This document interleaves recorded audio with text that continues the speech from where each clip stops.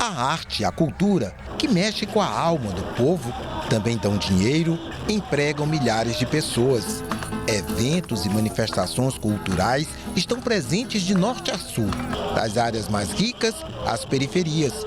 O poder público entra na equação para incentivar e apoiar com recursos financeiros produtores, artistas e realizadores. Mas sendo público, a ética manda observar critérios republicanos. Apoiar que agentes para favorecer que público? Onde exatamente? Ninguém deve ficar de fora. O cobertor é curto.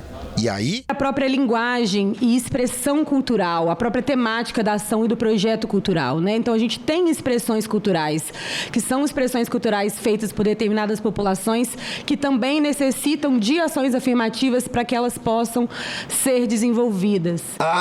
Um contingente enorme de mestres e mestras, indígenas e quilombolas, mas também ribeirinhos, também aí de pessoas que guardam e preservam a diversidade do Brasil pela memória, pela tradição oral. O nosso propósito é de estimular o pertencimento, a presença dessas culturas, a presença desses mestres, dessas mestras. A questão dos espaços evangélicos, e a gente sabe que no Brasil a população evangélica, em boa parte, é uma população negra, né? São mulheres negras, principalmente. A gente tem que articular com esses atores também, porque certamente existe um potencial muito grande de articulação que não está sendo aproveitado.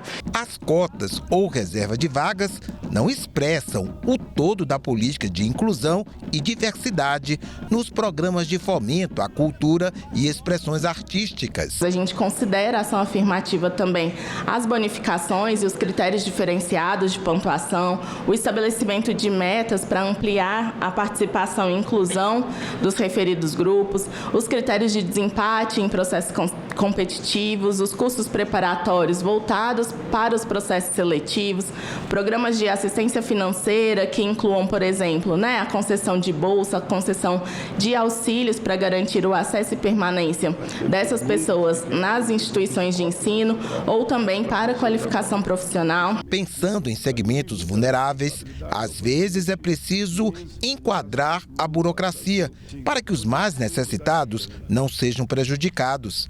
Sabe aquela coisa que a pessoa não pode nem se inscrever porque não tem exatamente um endereço? A dispensa de comprovação de endereço em alguns casos, então a gente está falando de comunidades indígenas, quilombolas, ciganas, itinerantes, mas a gente está falando também de pessoas em situação de rua e outros grupos que a gente também vem pensando em estratégias de como garantir o direito à cultura. E para melhor apoiar, avaliar e melhorar, o poder público deve contar com dados objetivos, atualizados. A gente não tem séries históricas densas sobre as políticas sociais, étnico-raciais, as políticas de cota.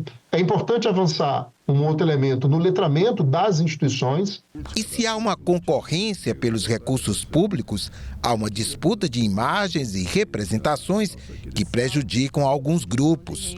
O discurso de ódio é uma realidade e não pode ser tolerado. Comunidades inteiras dedicadas a espalhar esse tipo de gramática preconceituosa contra nordestinos, contra pessoas negras e contra mulheres. A misoginia na internet hoje é uma coisa muito forte mesmo.